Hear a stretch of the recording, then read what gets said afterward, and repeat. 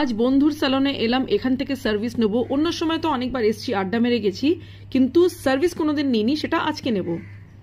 আজকে আমার এখানে আছে দুটো সার্ভিস, একটা হচ্ছে পেডিকিউর আর একটা হচ্ছে নেইল আর্ট। তাহলে শুরু করা যাক। পেডিকিউর সার্ভিস আমার স্টার্ট হয়ে গেছে। এটা নর্মালটা না, এটা হচ্ছে বাবলের উপরে, বাবল জেল দিয়ে ওটা মাসাজ করছে। কমপ্লিট হতে আমাকে নেল পলিশের কন্ডিশন দেখালো, অপশন দেখালো, একটা চুজ করলাম, ওরা লাগিয়ে দিল। অ্যাকচুয়ালি পাতে ডার্ক কালারই বেশি ভালো লাগে, তো সার্ভিস আমার ডান। এবার উপরে চলে এলাম, এখানে করব আমি নেল আর্ট, তো নেল এক্সটেনশন অ্যাকচুয়ালি। তো এটা হচ্ছে দুতলার উপরে।